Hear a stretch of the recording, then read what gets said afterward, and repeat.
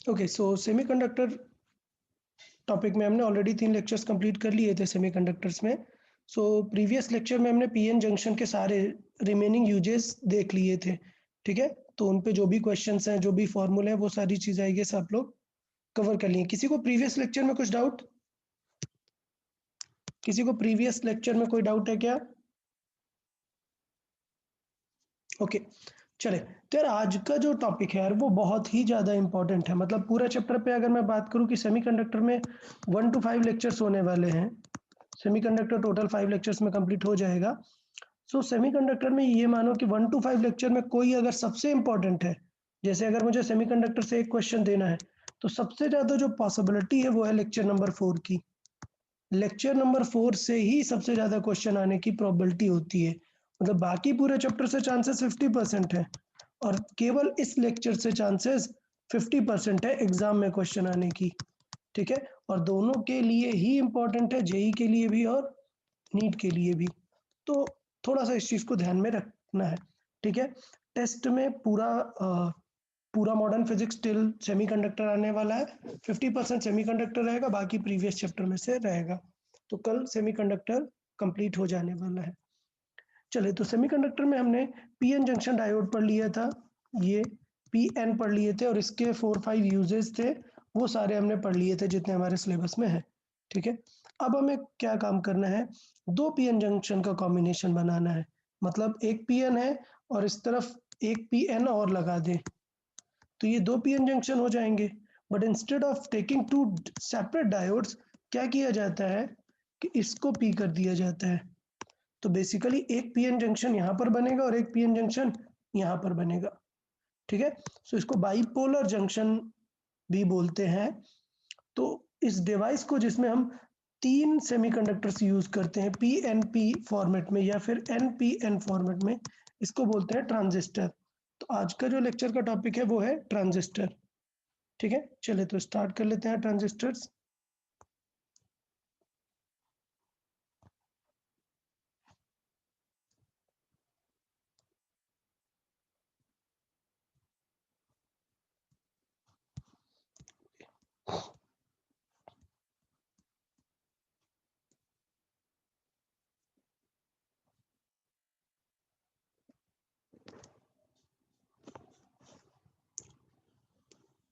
चलिए, देखिए transistor start करते हैं। ट्रांजिस्टर को हम, जैसे मैंने बताया, बाइपोलर जंक्शन ट्रांजिस्टर भी बोलते हैं। बाइपोलर क्यों बोलते हैं? क्योंकि एक पीएन डायोड यहाँ पर और एक पीएन डायोड यहाँ पर, 2 पीएन डायोड यहाँ पर यूज हो जाते हैं, इसलिए इसे बाइपोलर बोलते हैं, ठीक है? तो बेसिकली कैसे बनता है ट्रांजिस्टर? 2 टाइप के हो सकते हैं ट्रांजिस्टर। कौन-कौन से? एक पीएनपी, मतलब यहाँ पर पी, एन और पी है, और एक हो सकता है एनपीएन, ठीक है? ये 2 तरीके से हमारे ट्रांजिस्टर हो सकते हैं, पीएनपी या एनपीएन, ठीक है? आगे हम बताएंगे कि कौन सा ज़्यादा यूज़ होता है, ये वाला ज़्यादा यूज़ होता है या ये वाला, ठीक है? सो एनपीएन ज़्यादा यूज़ होता है, बट दोनों कैसे काम करते हैं, सारी चीज़ें कैसे हैं, वो डिस्कस कर लेते हैं। तो सबसे पहले एक चीज़ देखने को आपको दिख रही होगी, क्या? फिजिकल। इनका फिजिकल स्ट्रक्चर कैसा है? आपको दिख रहा है ना कि फिजिकल स्ट्रक्चर एकदम अलग है। सबसे ज़्यादा थिकनेस कम किसकी है? एन की, फिर पी की, और सबसे ज़्यादा क्या है? इस वाले पी की। क्लियर? तो ये जो पीएनपी में डिफरेंट इनका जो स्ट्रक्चर रखा गया है वो कुछ सोच के रखा गया है। वो इस तरीके से रखा गया है कि जो लेफ्ट मोस्ट वाला पी है, ये, इसको क्या करते हैं, बहुत ही हाईली डोप करते हैं। बहुत ही हाईली डोप करने की वजह से क्या होता है, यहाँ पर जो कैरियर्स है वो क्या हो जाते हैं, बहुत ही ज़्यादा हाई हो जाते हैं, ठीक है? एन को क्या करते हैं, एन को बहुत ही थिन रखते हैं। तो इसका मतलब अगर किसी रीजन के वजह से किसी रीजन की वजह से ये कैरियर इसके पास गए, अगर गए, तो ये गारंटी है कि एन में ये न्यूट्रलाइज नहीं होंगे। क्यों? क्योंकि इनकी क्वांटिटी के रिस्पेक्ट में एन क्या है, बहुत ही छोटा है, थिकनेस बहुत ही कम है।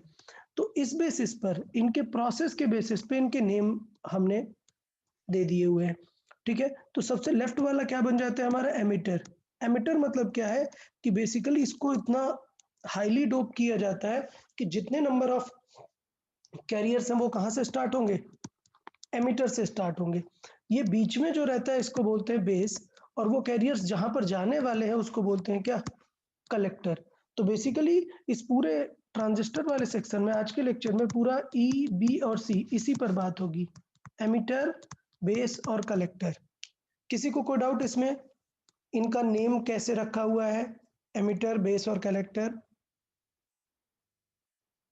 ठीक है, सर्किट की बात करते हैं। सर्किट में सिंबल हम किस तरीके से यूज करते हैं, तो डायोड का सिंबल हम इस तरीके से यूज करते थे। डायोड में ये पी होता था और ये एन डायोड है, पीएन जंक्शन हो गया ये।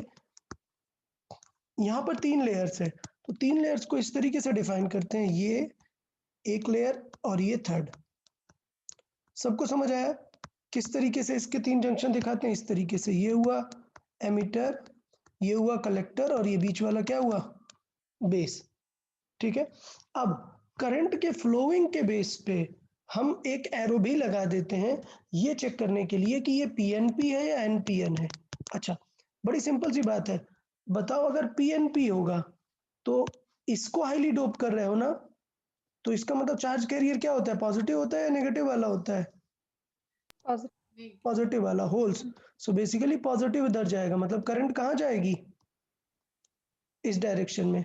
इसका मतलब एमिटर से बेस की तरफ करंट जाएगी, जबकि एनपीएन में जब हम एमिटर को हाईली डोप करेंगे तो क्या आगे की तरफ जाएंगे, इलेक्ट्रॉन्स।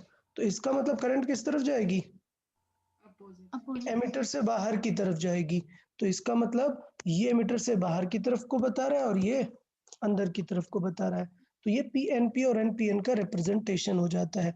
तो बेसिकली ये जो एरो है यहाँ पर, ये एरो, ये बेसिकली किसको रिप्रेजेंट कर रही है, ये कन्वेंशनल करंट को रिप्रेजेंट कर रही है।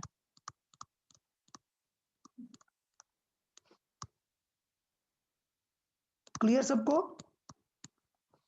पॉइंट समझ आया कि ये एरो क्या बता रही है हमें, कन्वेंशनल करंट बता रहा है कि किस तरफ है, एमिटर से अंदर की तरफ है, ट्रांजिस्टर की तरफ या बाहर की तरफ। यहाँ तक ओके सबको?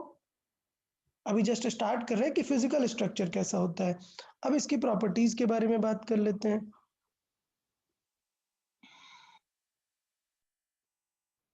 ठीक है, चलिए प्रॉपर्टीज का डिस्कशन कर लेते हैं।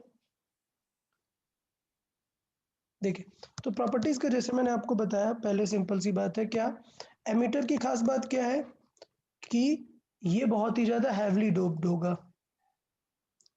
क्लियर, इसलिए ये मेन जो मेजॉरिटी कैरियर्स है पूरा सप्लाई क्या करेगा, एमिटर ही करने वाला है। डन। बेस क्या होता है, बहुत ही थिन होता है और लाइटली डोप्ड होता है, तो ये बेस हो गया अपना। फिर कलेक्टर क्या होता है, ये बेस के अदर साइड पे होता है और ये थिक होता है, लेकिन डोपिंग लेवल इसका मॉडरेट होता है। तो अगर चाहिए तो मैं यहाँ पर ऐसे कर सकता हूँ इस टाइप पे कि डोपिंग कैसा होता है, डोपिंग लेवल। सो डोपिंग लेवल सबसे ज्यादा किसका होता है, एमिटर का, फिर कलेक्टर का, फिर बेस का। ठीक है, अगर मैं लेयर थिकनेस की बात करूं तो सबसे ज्यादा लेयर थिकनेस किसकी होती है, कलेक्टर की, फिर एमिटर और फिर बेस। ठीक है, तो ये चीजें यहाँ पर हमने ये पूरा पॉइंट डिस्कस कर लिया। ठीक है, अच्छा अभी इसकी बात करें डिप्लीशन रीजन की, तो इसमें 2 डिप्लीशन रीजन होंगे। क्लियर, तो इसका मतलब अगर मुझे इसे एक्टिव कराना है तो हर जो भी डिप्लीशन लेयर है वहां पर एक बैटरी लगानी पड़ेगी, मतलब क्या कराना पड़ेगा, बाईएसिंग करानी पड़ेगी। ठीक है, अच्छा करंट की बात करें तो एमिटर वाली करंट को आई से रिप्रेजेंट करते हैं, बेस करंट को आईबी से, कलेक्टर करंट को आईसी से। तो ये कोई बड़ी बात नहीं है, ये आप जस्ट नेमिंग है, ये आप समझ गए। ठीक है, अच्छा इसके बाद रेजिस्टेंस, ये इंपॉर्टेंट है, रेजिस्टेंस। ठीक है, तो जो फर्स्ट रेजिस्टेंस होता है वो कम होता है और आउटपुट क्या होता है, बहुत ही ज्यादा रेजिस्टेंस होता है। तो रेजिस्टेंस की बात करें, रेजिस्टेंस को भी यहाँ पे लिख देते हैं, रेजिस्टेंस लेवल। तो रेजिस्टेंस लेवल जो होता है वो एमिटर और बेस का होता है, जो एमिटर और बेस मतलब एज अ इनपुट काम करता है। तो एमिटर और बेस जो जंक्शन होता है उसका रेजिस्टेंस काफी कम होता है, किससे, बेस एंड कलेक्टर से। क्लियर? तो ये हमारा जंक्शन का पार्ट था कि किस तरीके से ये फिजिकल स्ट्रक्चर हमें यहाँ पर बताना है। इसके बाद बात है कि अगर हमें इसे यूज करना है तो हमें पीएन डायोड को क्या करना पड़ेगा, बाई एस करना पड़ेगा। तो सोचो अगर मुझे यहाँ से करंट चाहिए, यहाँ से करंट जनरेट करनी है, क्लियर? तो इसका मतलब क्या करेंगे, इसे फॉरवर्ड बाई एस। ठीक है, इसे क्या करेंगे, फॉरवर्ड बाई एस।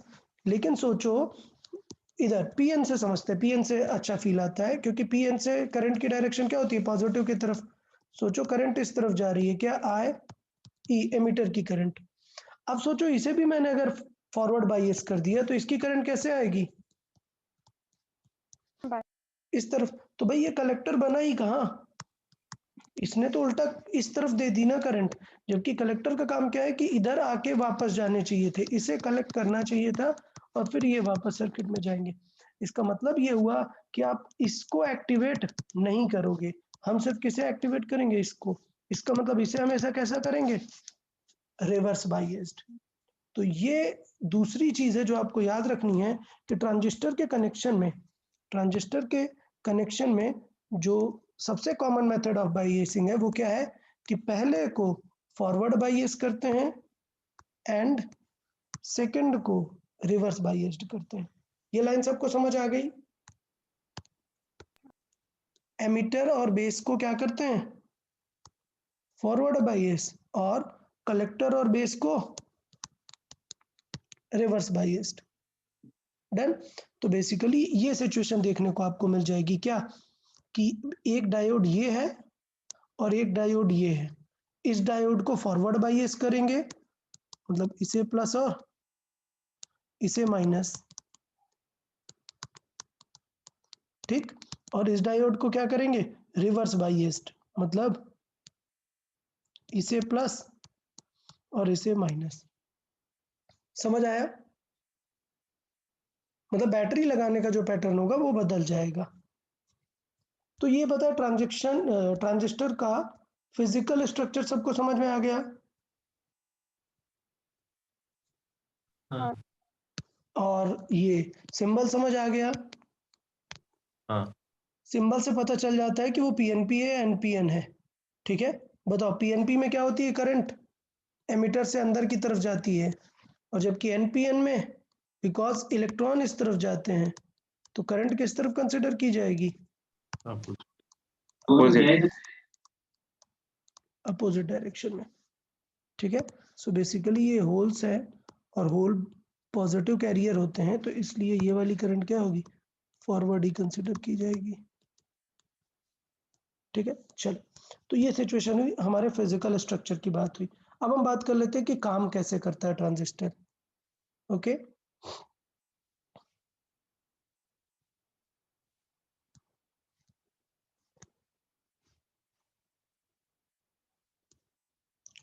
चले देखें किस तरीके से काम करता है। तो सबसे पहले हम लेट से वर्किंग डिस्कस करना चाह रहे हैं किसका, पीएनपी ट्रांजिस्टर का। पीएनपी का क्यों कर रहे हैं, क्योंकि वो पॉजिटिव है तो इसलिए इजी होता है कंसिडर करने में।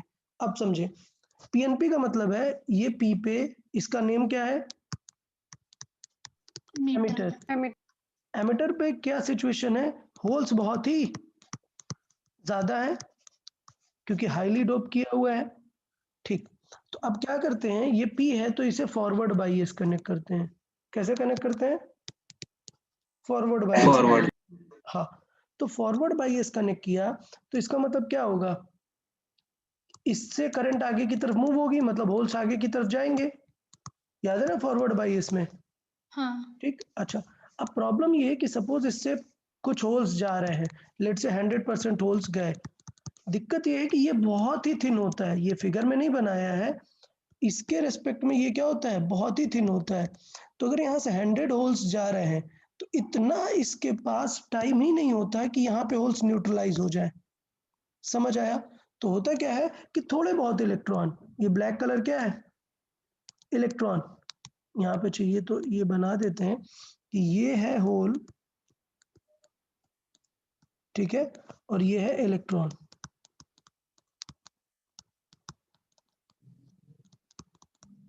ओके, तो ये क्या होता है कि थोड़े बहुत इलेक्ट्रॉन यहाँ पर पहुंच पाते हैं। तो इस फिगर के थ्रू देखो एक एरो दिखाया गया है आपको, क्या कि लेट्स से एक कुछ परसेंटेज इलेक्ट्रॉन इस होल को फिल करेगा, बाकी सारे कहाँ निकल जाएंगे, कलेक्टर के पास पहुंच जाएंगे।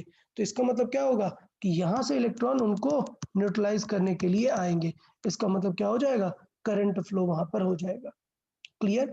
तो इसका मतलब ये है कि एमिटर से जो करंट निकल रही है वो कुछ बेस में भी तो जा रही है। क्यों? क्योंकि बेस से इलेक्ट्रॉन न्यूट्रलाइज करने जा रहे हैं। ठीक है, तो इसका मतलब इलेक्ट्रॉन अगर इस तरफ जा रहे हैं तो करंट कहाँ जा रही है, बेस में भी जा रही है। तो बेसिकली पीएनपी की खास बात क्या है कि पीएनपी में यहाँ से करंट आ रही है, ये मैंने डॉट बनाया क्या, ई, ये बनाया हमने बेस, और ये बनाया हमने सी। तो क्या हो रहा है कि एमिटर से करंट जा रही है, ये हुई आई ई, और बिकॉज इलेक्ट्रॉन बेस से ऊपर की तरफ जा रहा है न्यूट्रलाइज करने, तो इसका मतलब करंट का कुछ पार्ट कहाँ चला जा रहा है, बेस में, और बाकी रिमेनिंग पार्ट कहाँ जा रहा है, कलेक्टर में। तो अगर लॉजिकली देखें तो ओनली 2 to 5%, यहाँ पे स्ट्रिक्टली 2 लिख दिया है, स्ट्रिक्टली 2 नहीं, नियरली 2 to 5% ही होती है। समझ आया सबको? तो पीएनपी पे याद रहेगा, पीएनपी पे याद रहेगा, अगर मैं बोलूं कि लेट से टोटल करंट है वहां पे 100 मिली एम्पियर की, सो आईबी कितनी हो जाएगी, अगर नहीं भी दिया तो नियरली हम कितनी मान सकते हैं, 2 to 5%, 5 एम्पियर, और आईसी कितनी हो जाएगी, 95। ठीक है, तो ये पहली चीज थी जो न्यूमेरिकल में आपको आगे काम में याद रखना है। क्या याद रखना है कि आई जो है that is the summation of I C and I B. ठीक है, ये पहली चीज है जो न्यूमेरिकल में आगे काम आएगी।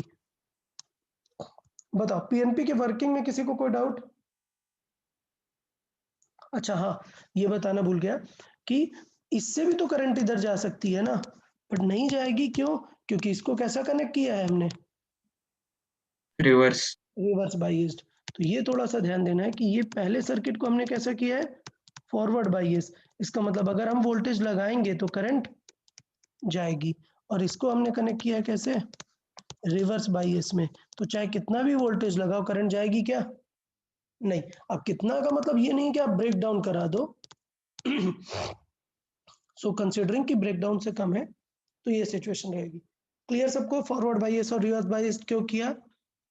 अच्छा एक चीज और याद है कि फॉरवर्ड बाइस जब हम करते थे सो नॉन आइडियल केस में हमें कुछ बैरियर को भी कट करना पड़ता था। एक चीज तो हम अभी बात ही नहीं कर रहे हैं, क्या यहाँ पे एक क्या होगी, डिप्लीशन लेयर होगी, यहाँ पर भी एक डिप्लीशन लेयर होगी। ठीक है, ये 100% हटाते हैं। सो डिप्लीशन लेयर किस तरीके से रहेगी कि एन वाले से इलेक्ट्रॉन इधर गए होंगे तो ये पार्शियली पॉजिटिव बना होगा, और ये पार्शियली नेगेटिव बना होगा। तो ये एन वाला क्या बना होगा, पार्शियली पॉजिटिव, और ये नेगेटिव। तो अगर इस डिप्लेशन लेयर को उन्होंने क्रॉस कर दिया तो सेकेंड वाली जो डिप्लेशन लेयर है वो तो इलेक्ट्रिक फील्ड इस तरफ जनरेट कर रही है ना, बेस कलेक्टर की जो है। ठीक है, तो इसका मतलब ये है कि ये इलेक्ट्रिक फील्ड उन्हें और उल्टा पुल कर देगी और एक्सेलरेट कर देगी। तो बेस से पास आउट होने के दो रीजन है, एक तो बेस थिन बहुत है, और ये जो बेस के बाद वाला लेयर है वो उल्टा उसको पुल कर लेने वाला है, वो उल्टा उनको एक्सेलरेट करा देने वाला है। तो डिप्लीशन लेयर की भी बात हो गई, बट डिप्लीशन लेयर का उतना काम नहीं है, हमें बस कैलकुलेशन में समझना है। सपोज मैंने 5 वोल्ट लगाया तो क्या यहाँ पर जो यूज होगा करंट में वो 5 वोल्ट यूज होगा क्या, नहीं। अगर सिलिकॉन यूज किया है तो कितना यूज होगा, नॉन आइडियल में सिलिकॉन का,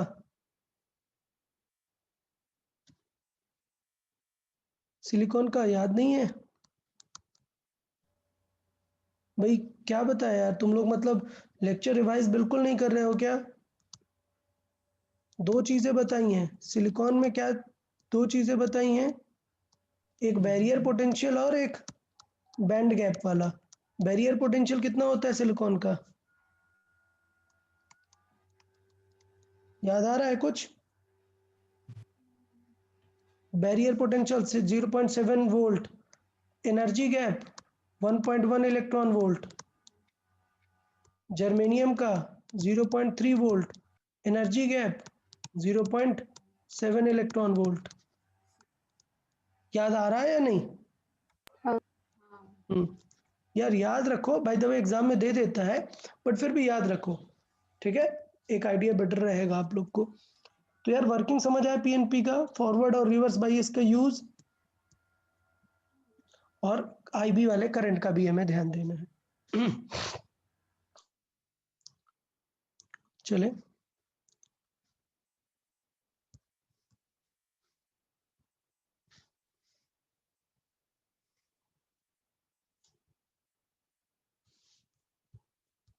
ओके, चले वर्किंग ऑफ एनपीएन देख लेते हैं। Working of NPN transistor. So simple सी बात है यार, एनपीएन में क्या होगा, एनपीएन में करना वही है, हमें अभी वही करना है कि हमें पहले को क्या रखना है, फॉरवर्ड बायस, और दूसरे को रिवर्स बायस्ड। बट क्योंकि यही स्टैंडर्ड वो है, बट पॉइंट यहाँ पर ये है कि बीच में पी है ना इस बार, तो फॉरवर्ड बायस का मतलब पॉजिटिव को पी से कनेक्ट करना है, तो बैटरी को उल्टा लगाना पड़ेगा, इसे हमें पॉजिटिव करना पड़ेगा। समझ आया? हाँ सर। हाँ, तो ये कनेक्शन हो गया। अच्छा, पैटर्न क्या है? पैटर्न एकदम क्लियर है, यहाँ पे बहुत सारे इलेक्ट्रॉन है, क्या करेंगे वो, आगे जाएंगे, फिर जो न्यूट्रलाइज होने वाले हैं पी पर, वो बहुत ही कम होंगे। क्यों? क्योंकि इनको एक्स्ट्रा काइनेटिक एनर्जी मिल गई होगी। कैसे मिल गई होगी? इसके वजह से ये प्लस है और ये माइनस है, तो ये जो डिप्लेशन लेयर्स हैं, तो सेकेंड वाली डिप्लेशन लेयर क्या कर रही है, उसे पुल करने का ट्राई कर रही है बहुत ही ज्यादा। क्लियर? तो ये सिचुएशन हो जाएगी कि सेकेंड डिप्लेशन लेयर बहुत सारे इलेक्ट्रॉन्स को पुल करेगी, तो इससे यहाँ पर जो है इलेक्ट्रॉन, वो बहुत ही कम इलेक्ट्रॉन होंगे जो इसमें न्यूट्रलाइज होने का ट्राई करेंगे। ठीक है, तो इसका मतलब यहाँ पर भी आईबी जो करंट होगी बहुत ही कम होगी, लेकिन डायरेक्शन बस बदल गई है, कुछ और नहीं बदलेगा, सिर्फ क्या बदल गया, डायरेक्शन बदल गया और कुछ नहीं। कैसे? ई, बी और सी, हमें पता है इलेक्ट्रॉन इस तरफ जा रहे हैं, कौन सा है ये, एनपीएन है ना, तो एनपीएन में इलेक्ट्रॉन बहुत ज्यादा है, इलेक्ट्रॉन इस तरफ जा रहे हैं, इस तरफ, तो इसका मतलब करंट कैसी कंसिडर करेंगे, इस तरीके से। तो ये हो गई आई ई, सो ये हो गई आई बी और ये हो गई आई सी।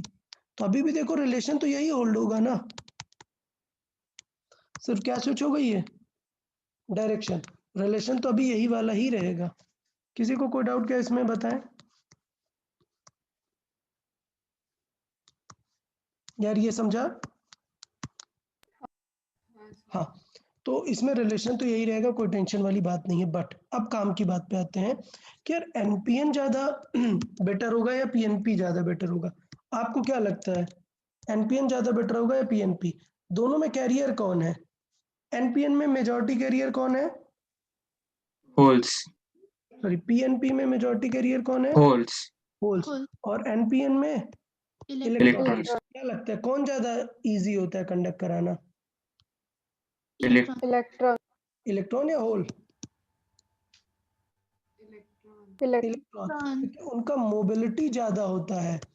ठीक है, होल रिलेटिवली उतना मोबिलिटी नहीं होता होल का, तो इससे ये कंफर्म होता है कि एनपीएन वाला ज्यादा काम का है। ठीक है, सो ये देखें, वर्किंग प्रिंसिपल जो है वो दोनों का सिमिलर है, ठीक है, लेकिन जो उनके कैरियर्स हैं वो अलग अलग हैं। ठीक है, सो एनपीएन में करंट कैरियर्स कौन है, इलेक्ट्रॉन है। ठीक है, क्योंकि पीएनपी में कौन है, होल्स है, और मुझे पता है कि मोबिलिटी जो है वो होल्स का ज्यादा होता है, सॉरी इलेक्ट्रॉन का ज्यादा होता है। So mobility of electrons are more than the mobility of holes. So इसलिए हमें क्या करना होता है, प्रेफरेबल होता है एनपीएन वाला। ओके, सो जहां पर भी हमें क्विक सिग्नल करना है, जैसे कंप्यूटर चिप और उसमें सारे जगह पे, वहां पे क्या यूज करते हैं, एनपीएन ज्यादा प्रेफरेबल होता है। तो बताएं सबको यार, वर्किंग समझ आया ट्रांजिस्टर का?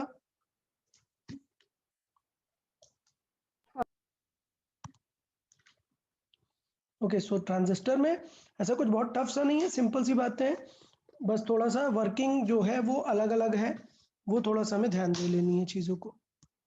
चले, तो दोनों का वर्किंग हो गया।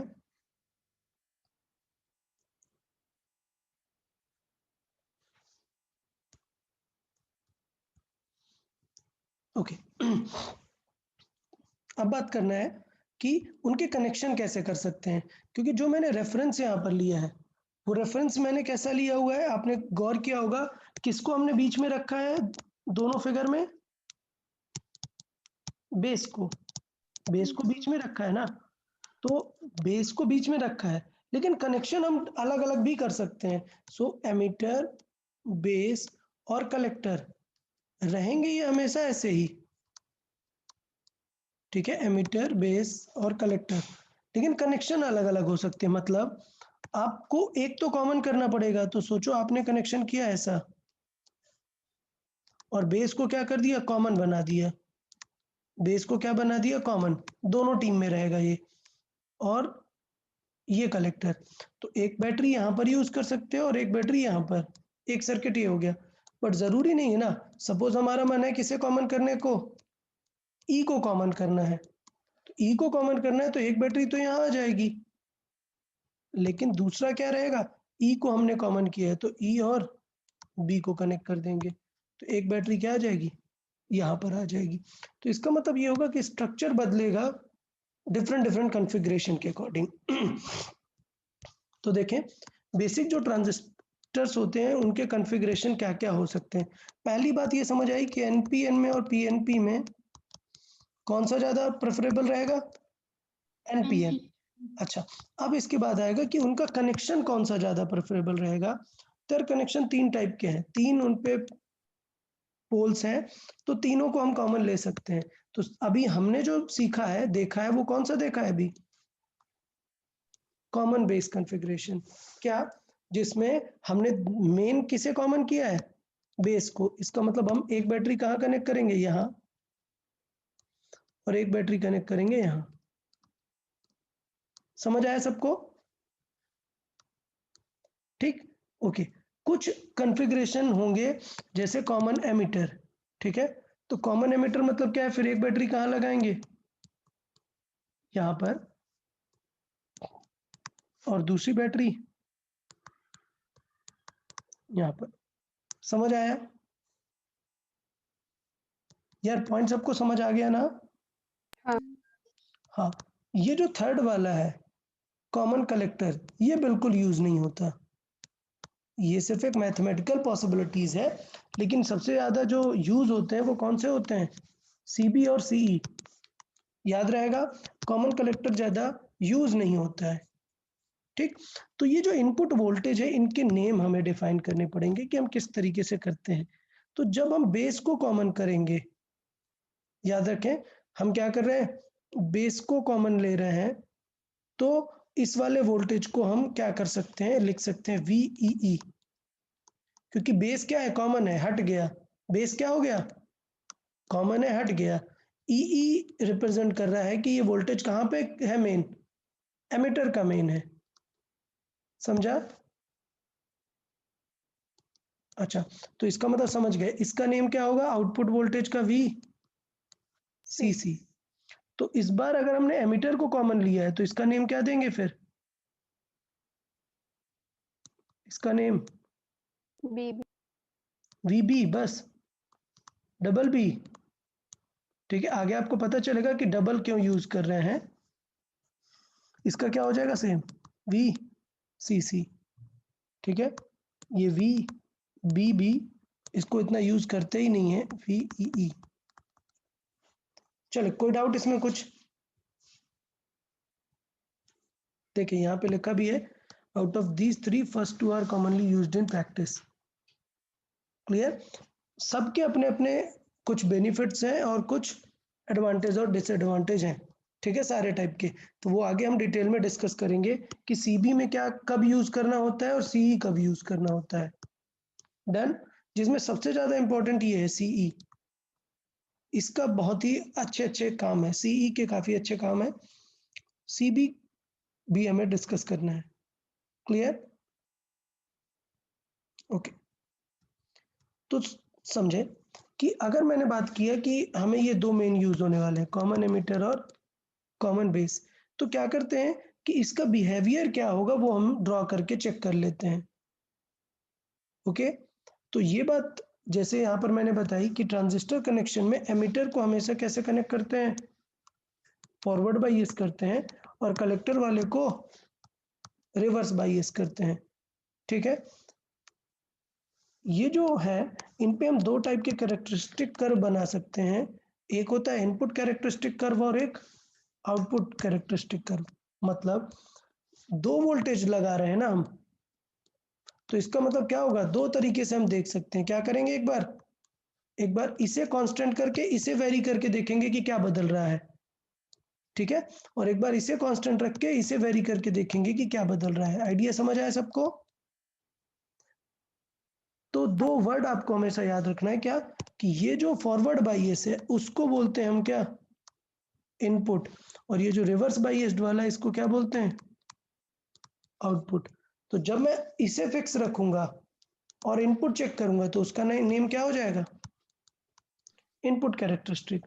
और जब इनपुट को फिक्स करके आउटपुट में चेक करेंगे तो आउटपुट कैरेक्टरिस्टिक कर्व हो जाएगा। तो चलिए देख लेते हैं ये कैरेक्टरिस्टिक कर्व।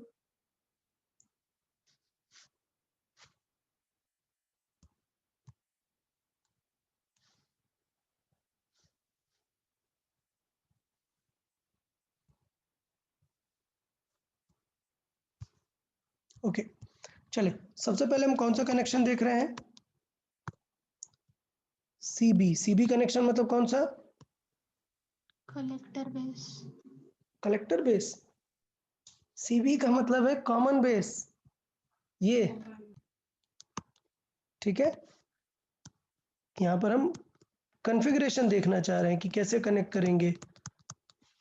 ठीक है, तो ये टर्म याद रखना है, कॉमन बेस मतलब सीबी, सी मतलब कॉमन एमिटर।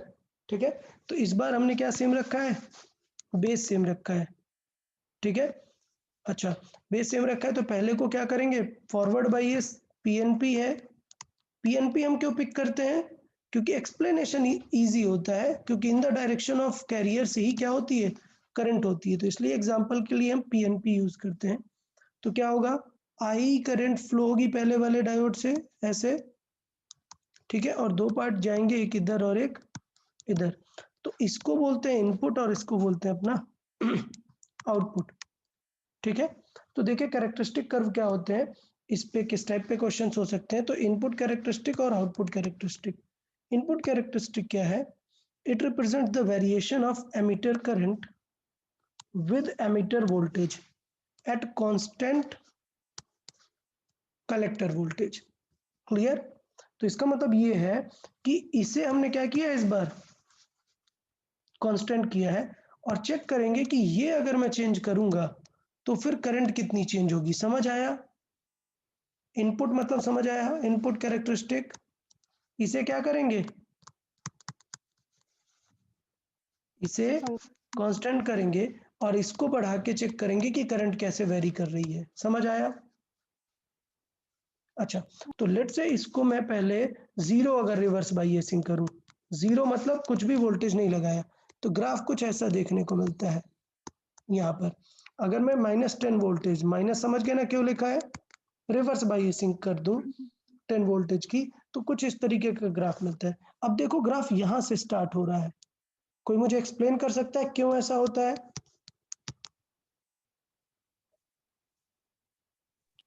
सर वो पोटेंशियल बैरियर को थोड़ा सा। वेरी गुड, वेरी गुड, बहुत ही अच्छे। तो ये क्या होता है, ये अभी इसके बैरियर को क्रॉस करना पड़ेगा ना, फिर करंट स्टार्ट होगी। यार समझ रहे हो, पहले क्या करना पड़ेगा, इसके पोटेंशियल बैरियर को क्रॉस करना पड़ेगा तब काम बनेगा। तो इसका मतलब ये क्या है, अगर मैं सिलिकॉन ले रहा हूं तो नियरली ये कितना रहेगा, हाँ 0.7 वोल्ट, किसके लिए, फॉर सिलिकॉन। ठीक है, समझ गए ये क्या है, पोटेंशियल बैरियर।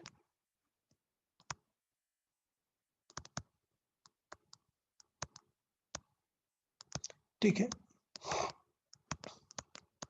अब बाकी क्या है, बाकी जो करंट है वो काफी स्टीप इंक्रीज आपको देखने को मिलेगा। ठीक, तो सिर्फ ये ग्राफ में ही चीजें पूछी जा सकती हैं, ग्राफ देके कि आपको कैसे निकालना है। तो आप एक पर्टिकुलर वी के लिए क्या वैल्यू निकाल सकते हैं, एमीटर करंट की वैल्यू निकाल सकते हैं। अच्छा, एमीटर करंट क्यों चाहिए, क्योंकि भाई यही तो मेन करंट है ना। अगर आपको बेस करंट पता है तो आप निकाल सकते हो कि आउटपुट कितना होगा, समझा। तो ये ग्राफ काफी इंपॉर्टेंट हो जाता है इस चीज के लिए। अच्छा, इस ग्राफ का अगर आप स्लोप निकालोगे तो क्या आएगा, स्लोप क्या आएगा, आई बाई वी। तो कुछ याद आ रहा है, आई बाई वी मतलब क्या हो जाएगा,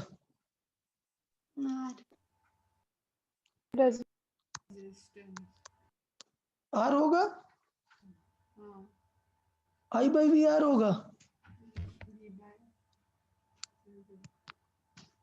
नहीं, आई बाई वी क्या होगा,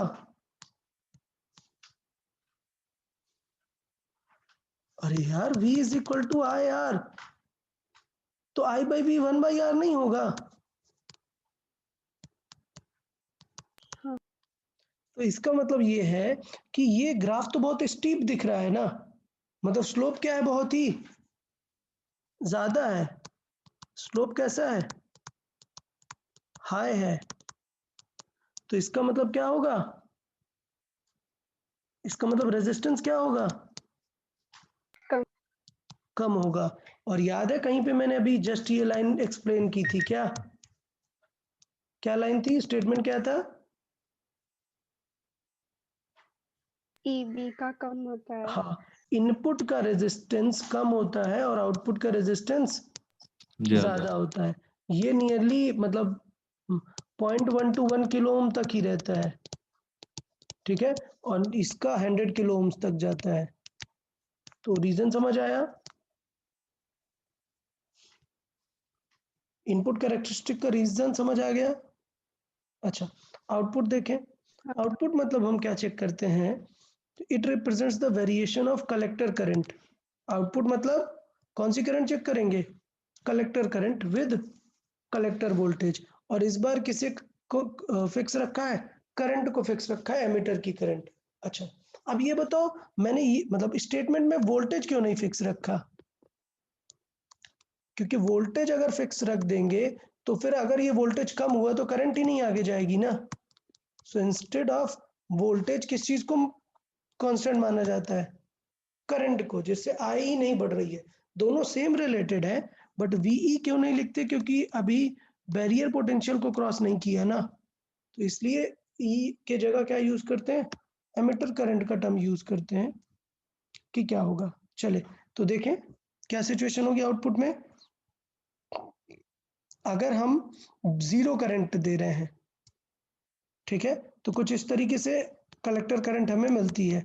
अगर हम थोड़ा बढ़ा रहे हैं एमीटर करंट, तो फिर कलेक्टर करंट बढ़ती है, सैचुरेट हो जाती है, फिर बढ़ के सैचुरेट हो जाती है। एट द एंड काम की बात क्या पता चल रही है कि थोड़े टाइम बाद करंट क्या हो जाती है, नियरली चेंज होना बंद हो जाती है। क्लियर। तो ये जो लाइन है ये स्ट्रेट दिख रहा है, ये बट ये स्ट्रेट नहीं है, ठीक है। ये मैं थोड़ा सा यहाँ पे इसीलिए ड्रॉ कर देता हूँ कि ये जो ग्राफ है वो स्ट्रेट नहीं है। क्लियर, ग्राफ स्ट्रेट नहीं है। इसका स्लोप कैसा है, स्लोप कैसा है इसका, वेरी लेस, बहुत ही कम है इसका स्लोप, ठीक है। तो कुछ याद आ रहा है, स्लोप अगर कम है तो इसका मतलब आउटपुट का जो रेजिस्टेंस है वो क्या है, बहुत ही ज्यादा है, हाई रेजिस्टेंस है, ठीक है। तो यहाँ से दोनों चीजें हमें यहाँ पर क्लियर होती हैं, ठीक है। सीबी कनेक्शन का किस तरीके से हम देख सकते हैं, किसी को डाउट इनपुट और आउटपुट कैरेक्टरिस्टिक्स में, ओके।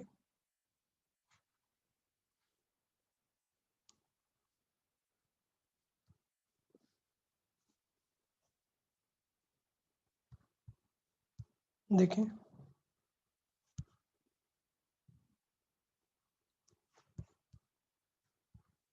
ओके। तो सी कॉन्फ़िगरेशन देख लेते हैं। सी कनेक्शन में इसमें क्या हुआ है, फिगर देखें। इस बार हमने क्या लिया हुआ है, एमीटर को कॉमन किया हुआ है। किसे कॉमन किया हुआ है, एमीटर को कॉमन किया हुआ है। तो ये पीएनपी है, मतलब क्या हो रहा है, करंट एमीटर से आ रही है और कहाँ जा रही है, दो पार्ट में डिवाइड हो रही है। समझ में आया?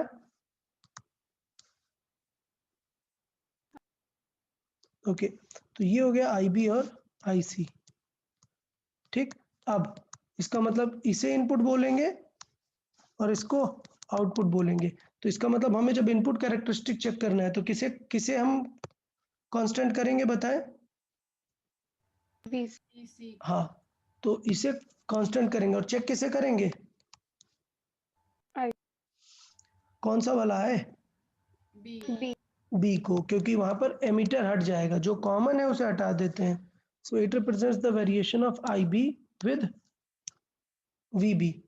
ठीक है, और किसे कांस्टेंट रख देना है, कलेक्टर को। तो ग्राफ इसका यही देखने को हमें मिलता है। ठीक है, तो अब देखो कि वीबी 0 पर भी ये करंट आ जाती है, कोई बताएगा क्यों?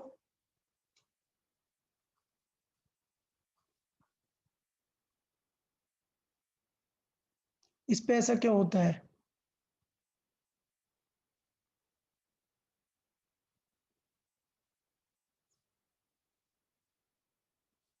क्योंकि वो ये, हाँ, वो P और मतलब एमीटर कॉमन है तो वो P और P के बीच में डिप्लीशन है।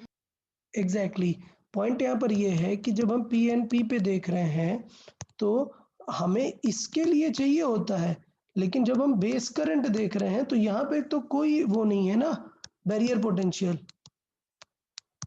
ठीक है, तो जब हम एमीटर को इधर बेस को कॉमन रखते हैं तो वो हमें यहाँ पर बैरियर पोटेंशियल को क्रॉस करना पड़ता है यहाँ पर। ठीक है, उसको अगर हमने डायरेक्टली इस पे कनेक्ट किया हुआ है तो बैरियर पोटेंशियल की जरूरत नहीं रहेगी। तो इसलिए ग्राफ इस तरीके का दिखता है। सेम चीज यहाँ पर भी देखने को मिलती है इसी टाइप में। ठीक है, तो ये जस्ट सिमिलर है इसलिए ओके। तो कैरेक्टरिस्टिक ग्राफ में किसी को कोई डाउट तो नहीं है? कैरेक्टरिस्टिक ग्राफ से हम क्या रिजल्ट निकालते हैं, वो सारी चीजें ओके हैं सबको? चले, अब आ जाते हैं न्यूमेरिकल पे। सबसे ज्यादा न्यूमेरिकल इसी सेक्शन से पूछे जाते हैं जो अभी मैं एक्सप्लेन करने वाला हूं। देखिए, हमने अभी तक क्या देखा, हमने देखा कि यार एनपीएन पीएनपी ये किस तरीके से काम करते हैं, उनका फिजिकल स्ट्रक्चर क्या है, हमने देखा फिजिकल कैसे है, उनका वर्किंग कैसा है, और हम उन्हें किस तरीके से कॉमन कर सकते हैं। तो कॉमन के भी कितने मेथड थे, 3 थे, कॉमन बेस, कॉमन एमिटर और कॉमन कलेक्टर। हम किन पे ज्यादा फोकस करेंगे, ये दो पे। ठीक है, चले, तो अभी नेक्स्ट पॉइंट क्या है जो सबसे ज्यादा मतलब हाईली हाईली इंपॉर्टेंट है, ट्रांजिस्टर एज एन एम्पलीफायर। मतलब ट्रांजिस्टर का सबसे ज्यादा अच्छा यूज होता है वो एम्पलीफायर के फॉर्मेट में होता है। इस पे दो चीजें हैं, बोर्ड्स में एक डेरिवेशन भी आता है। ठीक है, तो वो मैं लास्ट में आपको एक्सप्लेन कर दूंगा कि डेरिवेशन कैसे होता है। अभी हम सिर्फ किस पे फोकस करेंगे, फॉर्मूला, क्या क्या फॉर्मूलाज आने वाले हैं और क्वेश्चन सॉल्विंग कैसे करेंगे। ठीक है, ट्रांजिस्टर का सबसे बड़ा यूज समझ आया क्या, it can be used to amplify any signal. Done. अच्छा, सेम चीज यहां पर भी आएगी। इसका मतलब अगर हमें एम्पलीफाई करना है तो 3 पैटर्न हमारे पास हो सकते हैं, कौन कौन से, common base, common emitter, common collector. और मैं एक बात बता दूं यार, अगर लाइफ में कंफ्यूज नहीं होना सेमीकंडक्टर को लेके तो पूरा स्टेप याद रखना है, पहले कॉमन बेस, फिर कॉमन एमिटर, फिर कॉमन कलेक्टर।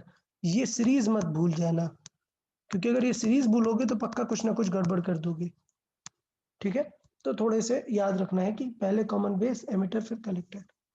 ठीक है, अच्छा, तो ये जो तीनों कॉन्फ़िगरेशन है हमारे पास, ठीक है, उनमें से पैटर्न तो हमारा फिक्स है क्या, एमिटर बेस को हम फॉरवर्ड करने वाले हैं और कलेक्टर बेस को रिवर्स बाइस्ड करने वाले हैं, ठीक है। लेकिन उन पे कुछ पैरामीटर्स डिफाइन होते हैं जो एग्जाम में काफी पूछे जाते हैं, अल्फा और बीटा पैरामीटर्स। हमारे सिलेबस में सिर्फ अल्फा बीटा है, गामा नहीं है। आप समझ गए अल्फा बीटा किससे रिलेटेड है? अल्फा किससे रिलेटेड है? कॉमन कॉमन बेस, बीटा इससे, गामा। इसलिए मैं बोल रहा हूँ कि अगर आपने सीरीज गलत कर दी तो फिर गड़बड़ होने लग जाएगी ना चीजें, तो ये थोड़ा सा याद रखना। अच्छा, ये क्या है? ये जो अल्फा और बीटा ये पैरामीटर है, इनको बोलते हैं क्या? Current gain. क्या बोलते हैं? करंट गेन, ठीक है। करंट गेन कैसा हो रहा है, वो रेशियो कितना है, ठीक है। तो बड़ी सिंपल सी बात है कि अल्फा के लिए अगर हमें देखना है तो अल्फा मतलब क्या? कॉमन बेस है, तो क्या बेस को कंपेयर करेंगे क्या? बेस तो कॉमन है ना, हट जाएगा, तो इसका मतलब क्या होगा? कौन सी करंट बची? आउटपुट बाय इनपुट देखेंगे ना,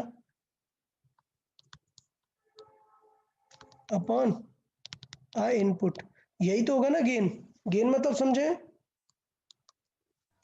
हाँ। हाँ, तो करंट गेन हो गए ये जो अल्फा और बीटा पैरामीटर, इनको बोलते हैं करंट गेन।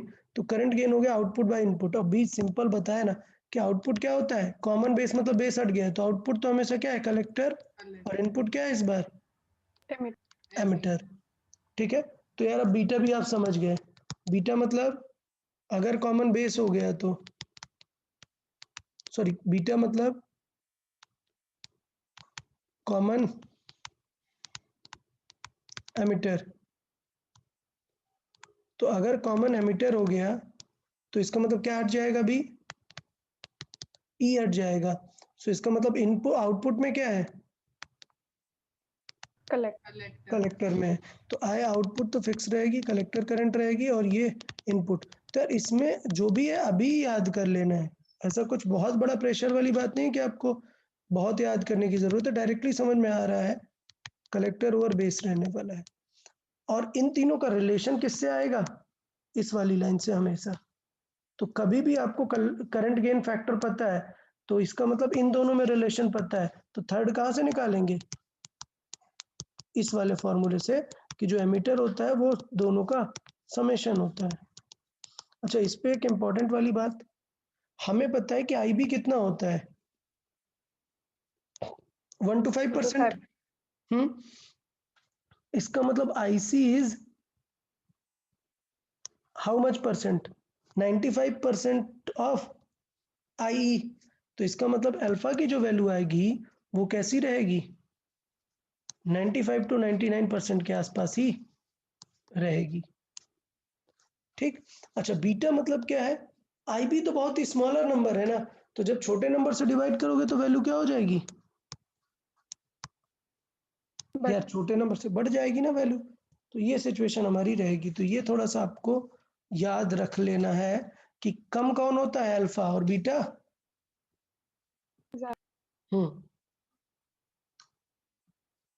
इसका मतलब अल्फा को कब यूज करेंगे? जब ज्यादा हमें करंट गेन नहीं चाहिए। और बीटा को कब यूज करेंगे? जब बहुत हाई पावर हाई गेन चाहिए होगा, ठीक है। अब क्वेश्चन में कई बार क्या आता है कि अल्फा और बीटा को रिलेट करा देता है, तो ये भी एकदम अच्छे से याद रखना है। क्या ये क्वेश्चन है? हमने दोनों में क्या कर दिया? डिवाइड, आईसी का डिवाइड कर दिया। तो आईसी का डिवाइड कर देंगे तो ये तो हो गया 1, और ये क्या लिखा है? ये अल्फा का उल्टा लिखा हुआ है ना। अल्फा क्या था? आईसी बाई आई, तो ये उसका उल्टा लिखा हुआ है। तो इसका मतलब ये लिखा हुआ है 1/अल्फा, और ये लिखा हुआ है 1/बीटा। तो यहाँ से दोनों चीजें निकाल लेते हैं। अगर मैं अल्फा निकालूंगा तो अल्फा क्या आएगा? बीटा 1 प्लस बीटा, ठीक। और अगर बीटा निकालूंगा तो इस 1 को इस तरफ लेके जाना पड़ेगा, क्लियर। तो इसका मतलब क्या आ जाएगा? Beta alpha by 1 minus alpha. अब गारंटी देता हूं कि ये आप बार बार अगर इसे याद नहीं रखोगे तो एग्जाम में गलती हो जाती है, आपको याद नहीं रहता कि अल्फा था क्या 1 प्लस बीटा बाई बीटा। ये तो नहीं था कहीं ये पक्का कंफ्यूजन रहती है, तो याद कैसे रखना है? वैल्यू से। अल्फा की वैल्यू कितनी आती है और बीटा की वैल्यू 0.99। अल्फा की वैल्यू कम, बीटा की वैल्यू काफी ज्यादा। तो सिंपल सी बात है, अगर आपने अल्फा लिख दिया क्या 1 प्लस बीटा बाई बीटा, ये वैल्यू 1 से कम होगी या ज्यादा? ज्यादा, मतलब ये वाला नहीं करना है। समझ आया? क्या करना है? बीटा बाई 1 प्लस बीटा, तो ये वैल्यू जस्ट कम होगी 1 से। समझा सबको? तो दिमाग लगा के एग्जाम में यूज करना, कुछ रैंडम मत यूज कर लेना। अच्छा, अगर मैंने 1 माइनस बीटा कर दिया तो ये वैल्यू बीटा से भी ज्यादा हो जाएगी ना, क्योंकि हम बीटा से कम नंबर का डिवाइड करेंगे तो ये वैल्यू बीटा से ज्यादा हो जाएगी। तो बीटा ही ऑलरेडी ज्यादा है तो अल्फा बहुत ज्यादा हो जाएगा। तो इसलिए लॉजिक वाइज याद रखना है, बीटा इज इक्वल टू क्या है? Alpha by 1 minus alpha. Alpha already 1 के जितना है, तो जब 1 हटा दोगे तो बहुत ही छोटा नंबर नीचे बचेगा ना, तो उसका डिवाइड करेंगे तो बीटा काफी बड़ा हो जाएगा। तो ये रिलेशन याद रखना है। पता है किसी को कोई doubt transistor as an amplifier में ये रिलेशन याद करने में? यार यहां तक ओके सबको? हाँ। ओके, तो अब हम एक टेबल दिखाता हूं और वो टेबल पूरी लर्न करके रखनी है एग्जाम में, हाईली इंपॉर्टेंट समझिए। सारा कुछ उसमें हमने जस्टिफाई किया हुआ है, ठीक है? तो टेबल में सारे ही हैं। कौन सा हमें याद नहीं करना? कौन सा हमारे सिलेबस में नहीं है? सीसी वाला, ठीक है? वो सिलेबस में नहीं है तो वो हमें नहीं करना है। अब देखें ये टेबल कैसे माइंड में रखनी है, और नीट वाले स्टूडेंट भी इस टेबल से डायरेक्ट क्वेश्चन आते हैं, डायरेक्ट क्वेश्चन आता है। सबका यूज यहाँ पे समझना है कि किसको कहाँ पर यूज करते हैं। सीबी, सीसी और सीई को नहीं पढ़ना। अब देखिए सीबी और सीई में, जो सीबी है उसका जो इनपुट रेजिस्टेंस है बहुत ही कम होता है और आउटपुट रेजिस्टेंस बहुत ही ज्यादा होता है, 100 किलो ओम तक हो जाता है। डन? ठीक। अच्छा, इसमें कॉमन एमिटर जो होता है, कॉमन एमिटर ये एकदम नॉर्मल काम में आता है। इसका इनपुट वोल्टेज भी क्या है? हाई है, बहुत ज्यादा हाई नहीं है, वेरी हाई नहीं है, ध्यान दें, हाई है। और output voltage he near about उतना ही रहता है, ठीक है? तो जो आउटपुट वोल्टेज होता है वो वही 1 to 10 किलो ओम तक ही रहता है।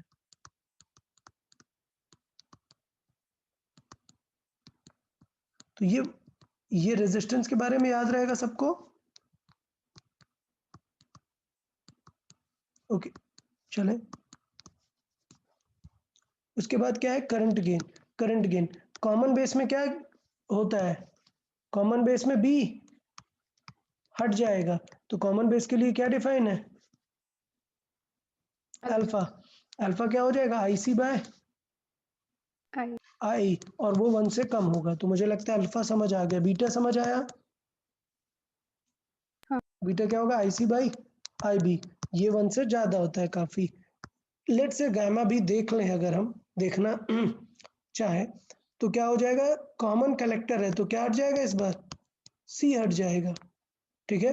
तो क्या हो जाएगा? ये आई ई बाई आई बी। ये क्या है? हम जब एग्जैक्ट वैल्यू पिक कर रहे हैं तो हम इसे बोलते हैं क्या? डीसी। ये करंट गेन किसका है? डीसी का है। अगर हमें एसी का चाहिए तो हम क्या देखेंगे? फिर क्या देखेंगे? Change in current. मतलब ये एक्सपेरिमेंटल डेटा हो गया। क्या आपको ग्राफ दिया है ऐसे करके, तो आप देख के बताओगे कि कितना चेंज है दोनों में, तो फिर वैल्यू कितनी आएगी। समझ आया? हाँ। और जबकि डीसी वाले के लिए टेंशन ही नहीं लेना, सिर्फ टारगेट करो ये वैल्यू, आंसर। समझा? हाँ। ठीक है, तो एसी सॉर्ट ऑफ एक्सपेरिमेंटल है तो उतना कुछ ज्यादा इंपॉर्टेंस नहीं है। बीटा दोनों का लगभग सेम ही होता है। बीटा जो है एसी और डीसी का नियरली सेम ही होता है। उसके बाद करंट गेन के बाद क्या याद रखना है? वोल्टेज गेन, वोल्टेज V क्या होता है, IR। तो अगर आपको वोल्टेज का गेन देखना है तो वोल्टेज क्या होगा, V output by V input. और आउटपुट पे क्या होता है, कौन सी करंट, C कलेक्टर, और इनपुट पे एमीटर। तो ये लिख सकते हैं, तो इसका मतलब वोल्टेज गेन को क्या लिख सकते हैं, alpha times RL by RI। अब देखना अल्फा तो 1 से कम है ना, तो आंसर 1 से कम आना चाहिए क्या, नहीं, ये नंबर अगर काफी बड़ा है तो आंसर 1 से कम नहीं आएगा ना, समझे आप। तो इवन अल्फा कम है बट ये नंबर क्या है, ज्यादा है, देख रहे हो ना, समझ आया।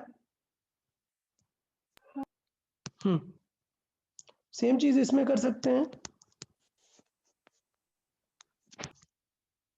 सर RL क्या है? L लोड है, RL लोड, ये R2 लिखा है, ये लोड रेजिस्टेंस है, और ये R1 इनपुट रेजिस्टेंस है।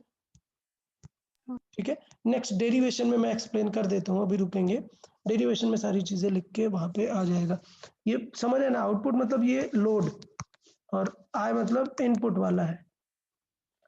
लिख दूं क्या यहाँ पे, ओके समझ आ गया। हाँ। ठीक है, ये लोड है और ये इनपुट है।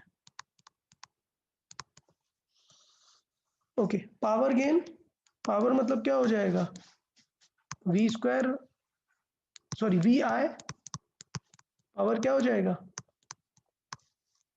पावर कैसे लिख सकते हैं, VI, और V अभी हमने देखा ना, उसमें भी एक अल्फा था, तो पावर में कितने अल्फा आ जाएंगे, 2 अल्फा स्क्वायर। तो पावर गेन भी सबको समझ आया, तो तीनों चीजें क्लियर हैं, current gain, voltage gain, power gain. Current gain alpha beta, voltage gain alpha beta में R output by R input, power gain में alpha square R output by R input. समझ आया ना सबको। चले, ये पार्ट बहुत ही ज्यादा इंपॉर्टेंट है, ये फेज डिफरेंस। हम पढ़ क्या रहे हैं, हम पढ़ रहे हैं ट्रांजिस्टर एज एन एम्पलीफायर। ठीक है, मतलब अगर हम AC सिग्नल डालेंगे तो एम्पलीफाई होकर सिग्नल आने वाला है। तो अगर मैं यहाँ पर एक इनपुट लगाऊंगा AC सिग्नल का, तो आउटपुट भी क्या आएगा, आउटपुट एम्पलीफाई होके आएगा। मतलब थोड़ा सा और छोटा सिग्नल लगा देते हैं, अगर ऐसा सिग्नल लगाते हैं तो आउटपुट कैसा आएगा, एम्पलीफाई होके आएगा। समझ आया यार, ये समझ आया कि नहीं सबको। हाँ। हाँ, अब लेकिन जो कॉमन एमिटर होता है, ये बहुत ही इंपॉर्टेंट है, ये पक्का क्वेश्चन रहता है, आगे वेव की इक्वेशंस देगा। मैं जब एग्जांपल्स कराऊंगा तो सपोज एक वेव की इक्वेशन दी है और यहाँ पर लिखा है कुछ कि जो पल्स यूज हुआ है कुछ 20 साइन आगे समथिंग पूरा है। ठीक, तो जब एम्पलीफाई होगा तो आप एम्पलीफाई फैक्टर से याद रख सकते हैं कि करंट कितनी होगी, ये आए है, तो लेट से एम्पलीफिकेशन आया 5, सो ये आंसर क्या आ जाएगा 100। लेकिन एक चीज मिस कर दोगे, अगर CE यूज किया है तो इसका फेज बदल जाता है, इसका मतलब ये क्या आ जाएगा, -100 आ जाएगा, या फिर यहाँ पर साइन के जगह पर प्लस पाई एक्स्ट्रा आ जाएगा। समझ आया। हाँ। तो ये टर्म थोड़ा सा याद रखना है आपको, ये इंपॉर्टेंट है कि अगर यहाँ पर इनपुट कुछ ऐसा है, ये अगर हमारा इनपुट है तो आउटपुट जो रहेगा वो उल्टा रहेगा। ओके, ये सिचुएशन है, डन। बाकी इसको यूज कहाँ पर करते हैं, बहुत ही ज़्यादा हाई फ्रिक्वेंसी के लिए। ठीक है, यहाँ पर जनरल ऑडिबल फ्रिक्वेंसी की रेंज के लिए, तो ये यूज का उतना कुछ खास नहीं है, ये है कि कॉमर्शियली कहाँ पर कैसे यूज किए जाते हैं। ठीक है, तो ये जो CE यूज होता है ऑडिबल फ्रिक्वेंसी के लिए, इसका मतलब जो हमारे ईयरफोन्स होते हैं उसमें कौन सा ट्रांजिस्टर होता है, CE वाला। ठीक है, ऑडिबल फ्रिक्वेंसी को एम्पलीफाई करने के लिए CE वाला यूज करते हैं। सर ये याद रहेगा सबको, पूरी टेबल याद रहेगी क्लियरली अच्छे से? ओके चले, अब कुछ पर्सपेक्टिव्स हैं।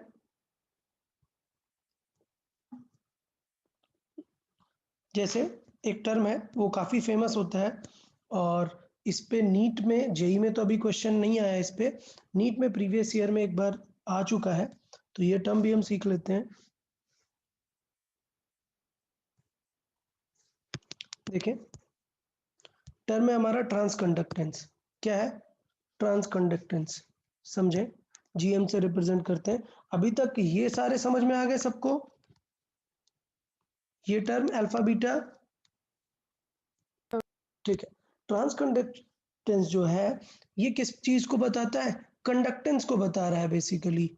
ये बता रहा है कि कोई भी ट्रांजिस्टर कितना अच्छे से कंडक्ट करा सकता है, इसलिए इसका यूनिट भी क्या है? ओम इनवर्स और सीमेंस। याद है करंट इलेक्ट्रिसिटी में बताया था कंडक्टेंस का यूनिट सीमेन, ठीक है, या फिर ओम इनवर्स है। डन। अच्छा, तो देखें कि ये किस तरीके से डिफाइन होता है। ये स्ट्रेट फॉरवर्ड है। ये डिफाइन है किस तरीके से? The ratio of change in collector current, मतलब collector current divide by, generally क्या होता है, जनरली हमारा अल्फा कैसे डिफाइन है, सॉरी बीटा, बीटा कैसे डिफाइन है? IC by IE. IC by IE. IE, ठीक है, नहीं IB ना, IB हाँ हाँ, IB. क्योंकि कॉमन एमिटर है, ठीक है। तो जीएम किन के लिए डिफाइन है? कॉमन एमिटर वाले के लिए डिफाइन है, transconductance in common emitter mode.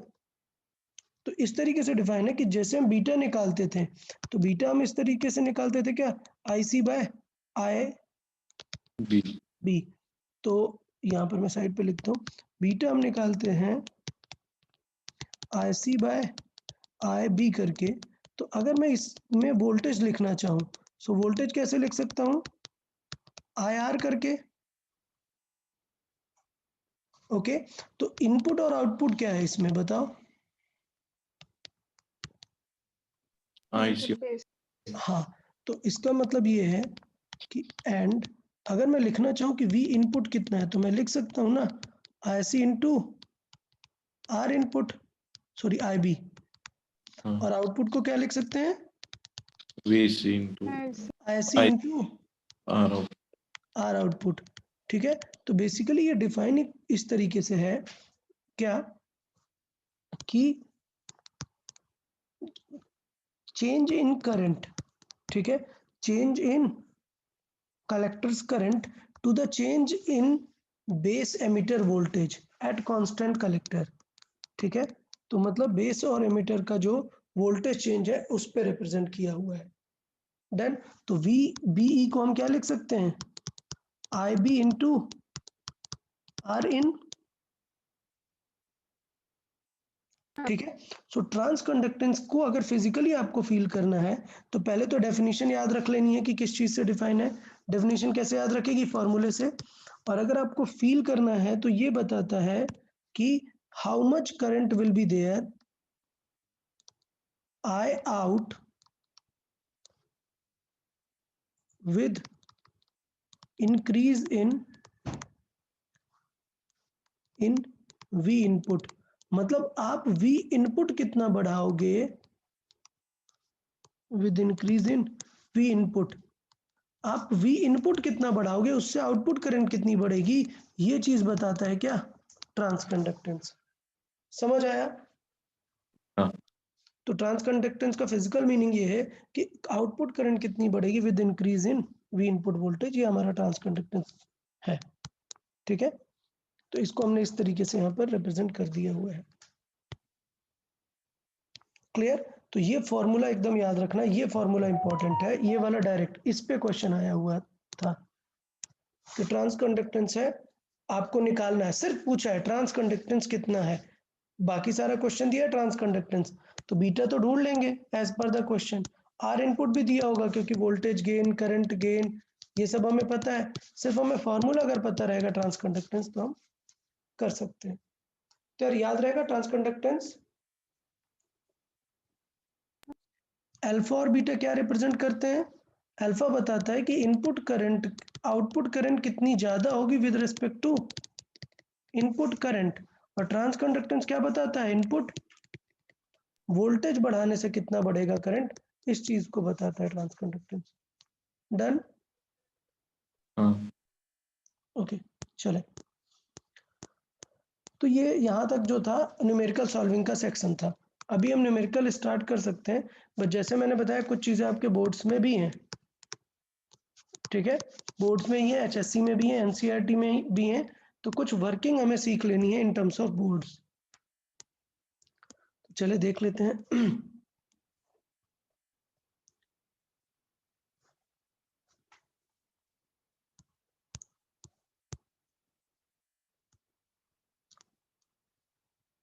देखिए, सो क्या सिचुएशन है कि ट्रांजिस्टर के जैसे हमने एक यूज पढ़ा, ट्रांजिस्टर का हमने एग्जांपल कैसे सॉल्व किया है? अभी एक ट्रांजिस्टर का एग्जांपल हमने सॉल्व किया है एम्पलीफायर के फॉर्मेट में। एम्पलीफायर का भी डेरिवेशन में कराता हूँ, पहले देख लेते हैं क्या ट्रांजिस्टर एज अ स्विच, ठीक है, और इस पे भी न्यूमेरिकल थोड़ा सा बन सकता है, ट्रांजिस्टर एज अ स्विच। सबसे काम की बात क्या है वो देखें।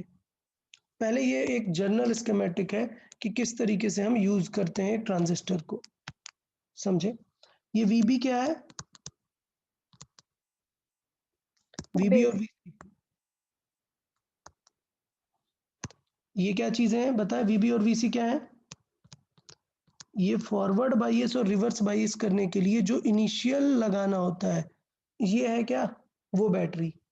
उसके बाद आप कुछ भी इसमें इनपुट इम्पोज करा सकते हो, आप अपनी एसी करंट भी डाल सकते हो, कुछ भी सिग्नल डाल सकते हो। तो VB को हमने कंसिडर किया क्या कि VB is our input, but real में जरूरी नहीं कि VB इनपुट हो। VB एक कैसा काम कर सकता है? कैरियर का काम कर सकता है। आपको कुछ और इनपुट लगाना है, आप VB के साथ सुपर इम्पोज करा सकते हो। ये पॉइंट समझ में आया? तो जो भी इनपुट रहेगा वो यहाँ पर कनेक्ट कर सकते हैं। सिमिलरली जो भी आउटपुट रहेगा उसे हम यहाँ पर कनेक्ट करा सकते हैं। ओके है ये दोनों टर्म सबको? अब सबसे पहले अगर मुझे इसको ट्रांजिस्टर को चलाना है सबसे पहले, ठीक है, तो कुछ चीजें होती हैं, ये ग्राफ बहुत ही ज्यादा इंपॉर्टेंट है, ट्रांजिस्टर का वर्किंग ग्राफ है क्या, कि जब हम स्टार्टिंग में थोड़ा सा वोल्टेज लगाते हैं, इनिशियल वोल्टेज, तब कोई भी करंट यहाँ पर नहीं जाती है। अच्छा पहले मैथमेटिकल सीख लेते हैं, पूरा मैथमेटिकल पहले सीख लेते हैं। पहले बताएं इनपुट सर्किट में VB क्या हो जाएगा? सपोज हमने 5 वोल्ट लगाया तो क्या होगा? 0.7 यहाँ लॉस होगा और बाकी बचा किसको मिलेगा? IRB को। हाँ। किरचॉफ लॉ समझ में आया सबको कि अगर 5 वोल्ट की बैटरी यूज की है तो 0.7 यूज हो जाएगा कहाँ पर? इसके जंक्शन में, और बाकी बचा यहाँ पर, ठीक है। अच्छा सेम चीज होगी यहाँ पर, VCC कितना हो जाएगा? VCE plus IC into RL, RC लिख दिया है, ठीक है। ये पॉइंट समझ आया? तो मैं यहाँ पर लिख देता हूँ ये पॉइंट भी, VCC कितना हो जाएगा?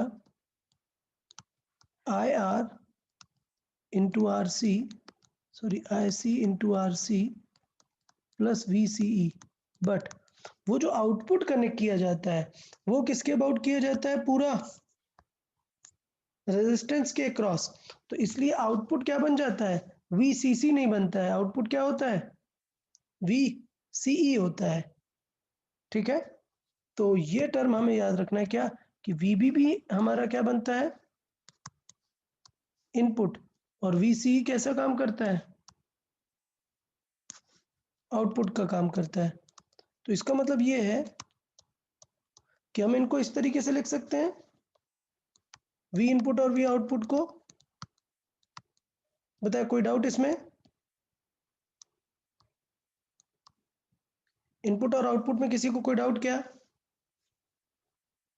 इनपुट क्या है? वीबी वोल्टेज है, और आउटपुट क्या है? लॉस के बाद जो बचता है वो वोल्टेज है। ठीक, अब चले सोचें, जब वी आई लेस देन वीबी वो है बैरियर वोल्टेज, जब इनपुट वोल्टेज क्या है? बैरियर वोल्टेज से कम है, तो आईबी कितना होगा?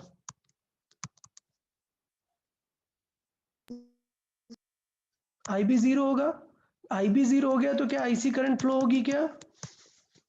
नहीं। तो इसका मतलब ये हुआ कि व्हेन 0 है और वो अभी तक किससे 0.6 वोल्ट या जो भी गिवन होगा हमें क्वेश्चन में 0.6 0.7 जितना भी है उससे अगर कम है तो करंट फ्लो होगी क्या? नहीं। So as long as V input it is less than the barrier voltage, the transistor will be in cut off state और करंट क्या रहेगी? 0 रहेगी। क्लियर? तो इसलिए आउटपुट वोल्टेज कम होगा क्या? नहीं। आउटपुट वोल्टेज में कोई लॉस होगा क्या? नहीं। तो ये बहुत इंपॉर्टेंट है क्या? Cut off region. Cut off region में, कट ऑफ रीजन में फिर से बोल रहा हूं, कट ऑफ रीजन में ट्रांजिस्टर काम कर रहा है क्या? कट ऑफ रीजन में नहीं, करंट ही नहीं जा रही ना, ट्रांजिस्टर कुछ एम्प्लीफिकेशन कर रहा है क्या? ट्रांजिस्टर कुछ भी काम कर रहा है क्या? नहीं कर रहा है, तो इसलिए उसको बोलते हैं क्या? Switched off.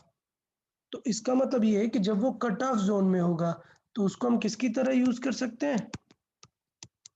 स्विच की तरह। और ये लाइन बहुत ही इंपॉर्टेंट है, when transistor is not conducting it is said to be switched off. Clear? तो किस स्टेट में स्विच ऑफ होता है? कट ऑफ रीजन में। तो ये बिल्कुल याद रखना, इस पे थ्योरेटिकल क्वेश्चन बिल्कुल बनता है। कट ऑफ रीजन में कैसा रहता है? वो स्विच्ड ऑफ रहता है।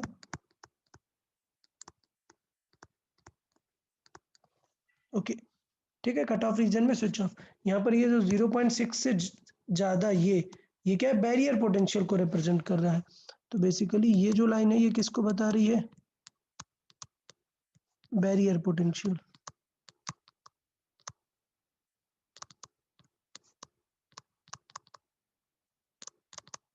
ठीक है, बैरियर पोटेंशियल को बता रही है। इनपुट वाला जब तक बैरियर को क्रॉस नहीं करेगा तब तक नहीं होगा। अच्छा, उसके बाद क्या होता है? जब वो बिल्कुल सैचुरेट हो जाता है, एकदम मैक्सिमम करंट जाने लग जाती है, उस केस को हम क्या बोलते हैं? When it is driven into saturation, it is said to be switched on। तो इसका मतलब इस रीजन में वो क्या होता है? स्विच ऑन होता है।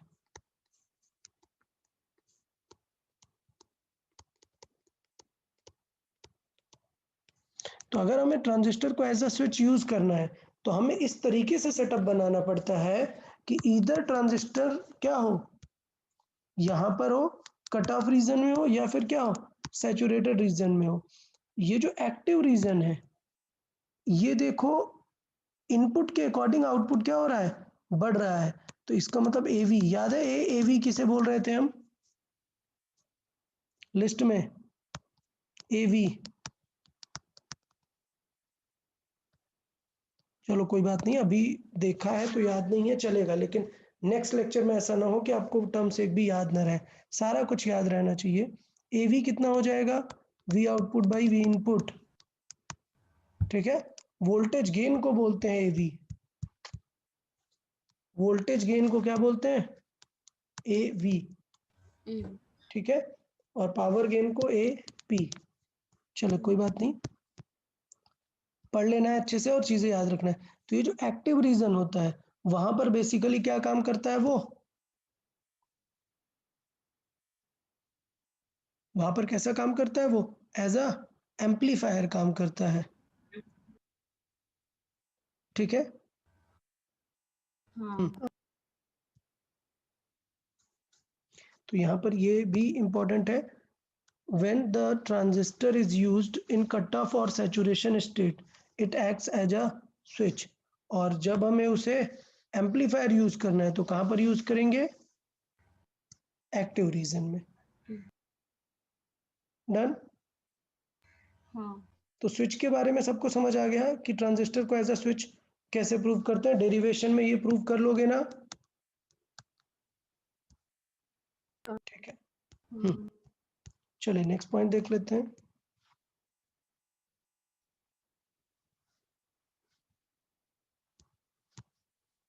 ट्रांजिस्टर एज एन एम्पलीफायर, वैसे मैंने ऑलरेडी आप लोग को बता दिया कि एज एन एम्पलीफायर कैसे काम करता है, ये सिर्फ क्या है,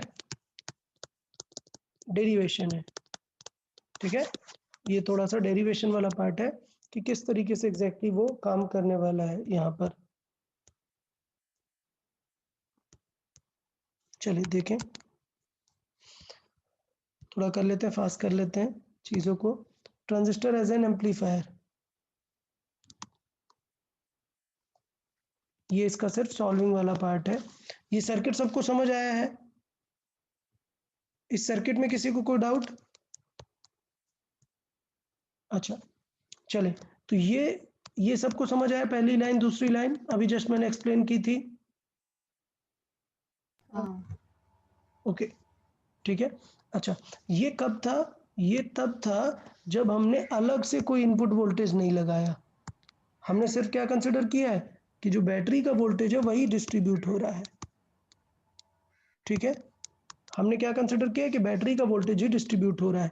तो अगर अब हम क्वेश्चन सॉल्व करें कि हम एक नया इनपुट लगा रहे हैं, क्या लगा रहे हैं हम, एक नया इनपुट लगा रहे हैं एसी का। बेसिकली ये इंपॉर्टेंट है, देखें यहाँ पर, in general amplifiers are used to amplify the AC signals, ठीक है। तो अगर मुझे कोई signal AC signal V I को एम्पलीफाई करना है तो उसे हम क्या करेंगे, सुपर इम्पोज करेंगे, मॉडिफाई करेंगे, किससे, अपने बायसिंग सिग्नल के साथ। समझ आया? और आउटपुट कहां पर रहेगा, कलेक्टर पर रहेगा, ठीक है। तो ये पॉइंट है कि क्या किया हमने, जिसको एम्पलीफाई करना है वी आई को, उसको बायस्ड वाली बैटरी के साथ सुपर इम्पोज कराते हैं और यहाँ पर आउटपुट वोल्टेज को कलेक्टर पे कलेक्ट करते हैं। अच्छा इस सर्किट में आपने नोटिस किया एक चीज, ये क्या है,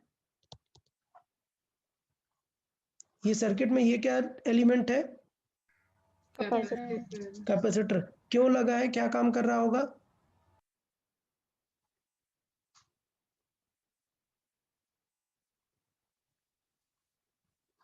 कैपेसिटर क्या काम कर रहा होगा, जब आप एसी और डीसी को सुपर इम्पोज करोगे तो रिपल बहुत ज्यादा बढ़ जाते हैं ना, तो उसको यूनिफॉर्म करने के लिए काम में आता है वो, ठीक है। चले सॉल्विंग पे आ जाते हैं हम। अभी हमने क्या किया, इनपुट यहाँ पर एक एक्स्ट्रा डाल दिया, तो इसका मतलब क्या होगा, करंट चेंज हो जाएगी बी की, ओके। सो कितना वोल्टेज एक्स्ट्रा होगा, तो भाई जितनी करंट चेंज होगी इनटू टोटल रेजिस्टेंस उतना ही तो एक्स्ट्रा वोल्टेज सुपर इम्पोज हुआ। ये टर्म समझ आया? सपोज 10 वोल्ट बढ़ गया और 1 एम्पियर करंट चेंज हुई, तो जितना चेंज आया इनटू टोटल रेजिस्टेंस वही तो होगा ना कि कितना एक्स्ट्रा वोल्टेज हमने डाल दिया, ठीक है। तो ये हो गया कि अगर हमने इनपुट लगाया तो change in current into total resistance input side का, ठीक। तो सिंपल वर्ड्स में देखें कि इनपुट वोल्टेज आप जितना लगाओगे उतना चेंज इन करंट ये आएगा। तो ये दोनों का रेजिस्टेंस मिला के हम क्या मान लेते हैं, R, small R. Small R क्या है, टोटल आर इनपुट है, स्मॉल आर क्या है, total input resistance. R B क्या है, ये जो बायसिंग के पास वाला रेजिस्टेंस है, ठीक है। उन सबको मिला के और जो इनपुट का कुछ रेजिस्टेंस होगा, इसका अपना कुछ रेजिस्टेंस होगा, सब मिला के जो टोटल है उसे टोटल इनपुट रेजिस्टेंस हम बोल रहे हैं। तो हमारा आ गया कि इनपुट वोल्टेज को क्या लिख सकते हैं, आई आर बी। अच्छा अब बात आई बीटा, बीटा को क्या डिफाइन करते हैं, बीटा को IC by IB। हाँ IC बाय IB, अगर बीटा AC है तो फिर चेंज के अकॉर्डिंग हम करते हैं, ठीक है। बट अच्छी बात यह है कि CE सर्किट के लिए चाहे आप नियरली AC का निकालो या फिर DC का, दोनों क्या रहते हैं, सिमिलर। हमारे सिलेबस में जो एम्पलीफायर है वो सिर्फ कौन सा कॉन्फ़िगरेशन का है, CE कॉन्फ़िगरेशन का ही है। CE मतलब कौन सा, कॉमन एमिटर। कॉमन एमिटर, ठीक है। देख रहे हैं कॉमन एमिटर वाला ही हमारे उसमें है। तो हमने बीटा की वैल्यू देख ली, अब हम वैल्यू रिप्लेस करेंगे। हमें क्या फाइंड करना है, आउटपुट। हमें क्या फाइंड करना है, आउटपुट, क्योंकि एम्पलीफिकेशन क्या हो जाएगा, V output by V input. तो V इनपुट तो हमें ऑलरेडी पता है, सिर्फ क्या फाइंड करना है, V आउटपुट फाइंड करना है।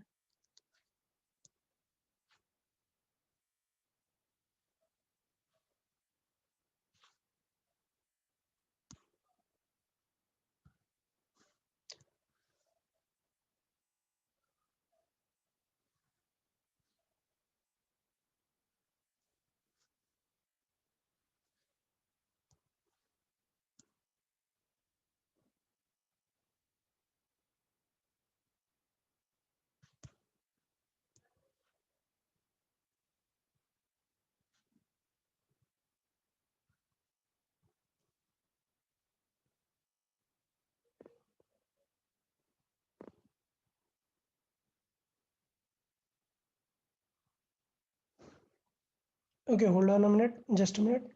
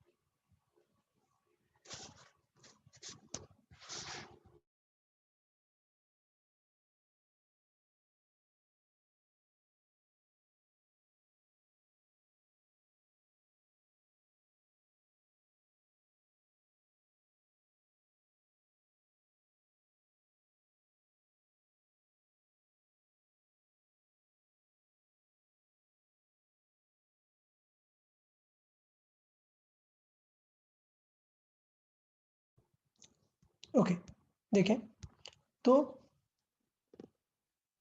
अगर हम बात करें बीटा हमारा आ गया, बीटा हमें कैसे रिलेट करना है इनको। अब बात कर लेते हैं आउटपुट वोल्टेज की। आउटपुट वोल्टेज क्लियर है हमारा, आउटपुट वोल्टेज मतलब ये वाला वोल्टेज, ठीक है। तो वो ऑलरेडी हमने देख लिया था प्रीवियसली कि आउटपुट वोल्टेज को हम इस तरीके से लिख सकते हैं। तो इसका मतलब ये हुआ कि ये हुआ हमारा आउटपुट वोल्टेज। बट पॉइंट ये है कि हम जो सॉल्विंग कर रहे हैं, कॉमन एमिटर की सॉल्विंग कर रहे हैं, ये हम जो चेक कर रहे हैं एम्पलीफिकेशन में, हम कलेक्टर वोल्टेज जो है उसको कैसा रखते हैं, कांस्टेंट। ओके, इसका मतलब अगर मैं चेंज इन कलेक्टर वोल्टेज देखूंगा तो कलेक्टर वोल्टेज में चेंज हो ही नहीं रहा है। तो इसका मतलब ये हुआ कि सीई में जो चेंज होगा वो सिर्फ किसके वजह से होगा, कलेक्टर करंट के वजह से चेंज होगा, कि कलेक्टर करंट कितनी चेंज हो रही है उसके वजह से हमें सीई वोल्टेज में चेंज देखना है, ठीक है। तो इसका मतलब आउटपुट वोल्टेज क्या हो जाएगा, सीई में जितना चेंज हुआ है उतना। अब आई सी को क्या लिख सकते हैं, यहां पर देख लो, क्या लिख सकते हैं, बी इंटू बीटा इंटू आई बी, ठीक है। सो बेसिकली हम इसलिए रिप्लेस कर रहे हैं क्योंकि हमारा जो इनपुट है उसमें आई बी है, तो हम हमारे इससे सी को हटा के क्या लाने का ट्राई कर रहे हैं, आई बी को लाने का ट्राई कर रहे हैं। तो फाइनली वोल्टेज गेन क्या हो जाएगा, output by input. Output voltage हमने यहाँ पर लिख दिया सी के क्रॉस और इनपुट वोल्टेज लिख दिया, तो कैंसिल आउट हो गया और ये आ गया R output by R input. तो बेसिकली इसका मतलब ये हो गया कि सॉल्व हो गया हमारा, आ गया क्या, A V is equal to minus of beta of A C into R L, L मतलब लोड रेजिस्टेंस आउटपुट का, अपॉन आर आई इनपुट का रेजिस्टेंस। समझ आया सबको? ये माइनस क्या रिप्रेजेंट कर रहा है कि जो सीई में है कॉमन एमिटर में, याद है बताया था कॉमन एमिटर में अगर इनपुट ऐसा है तो आउटपुट कैसा आएगा 180 डिग्री फेज चेंज में, ठीक है, मतलब आउटपुट में फेज चेंज रहेगा। क्लियर? और उसके बाद हमने ये भी बात की कि अगर हमें पावर निकालना है तो पावर फैक्टर क्या हो जाएगा, पावर हो जाएगा V इंटू आई लिख सकते हैं। सो V का जो गेन है वो हुआ AV और I का गेन क्या हुआ बीटा। सो बेसिकली क्या लिख सकते हैं बीटा इंटू AV लिख सकते हैं। सो फाइनली अगर इसे सॉल्व कर देते हैं तो फिर क्या आ जाएगा, इसका मतलब आ जाएगा beta square into RL by RI। कोई डाउट किसी को इसमें? तो ये बिकॉज बोर्ड्स में है तो इसलिए मैंने ये पूरा डेरिवेशन आपको समझा दिया है। क्या न्यूमेरिकल सॉल्विंग में इसका बहुत ज़्यादा यूज है? कुछ नहीं, न्यूमेरिकल के लिए जो टेबल बता दिए उससे काफ़ी है, सारा कुछ सॉल्विंग हो जाता है इससे। ये टेबल याद रहेगा सबको? हाँ या बताएं, ये टेबल अच्छे से एक बार रीड कर लेना है क्योंकि सारा क्वेश्चन सॉल्विंग इसी में से ही रहने वाला है। ओके, तो ट्रांजिस्टर एज एन एम्पलीफायर हो गया और इसका डेरिवेशन भी हो गया। ओके, लास्ट पार्ट ट्रांजिस्टर हमारा यहाँ से कंप्लीट होता है बस, लेकिन नेक्स्ट लेक्चर में मैं बता रहा हूँ ट्रांजिस्टर का पूरा स्टडी करके आना है। नेक्स्ट लेक्चर में हम क्या करेंगे, न्यूमेरिकल प्रैक्टिस, ट्रांजिस्टर का न्यूमेरिकल प्रैक्टिस करेंगे। लास्ट लेक्चर रहेगा कल का सेमीकंडक्टर्स का, तो थोड़ा सा आप लोग को इस चीज़ का ध्यान देना है। ओके, लास्ट सेमीकंडक्टर ट्रांजिस्टर के 3 यूजेस हमारे सिलेबस में है, क्या क्या, switch, amplifier and oscillator, oscillator feedback. ठीक है, तो देखें क्या होता है ये।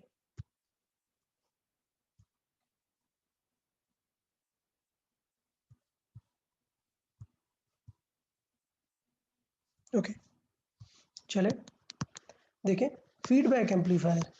फीडबैक एम्पलीफायर क्या होता है समझे, फीडबैक एम्पलीफायर या फिर इसको बोलते हैं transistor oscillator. Done.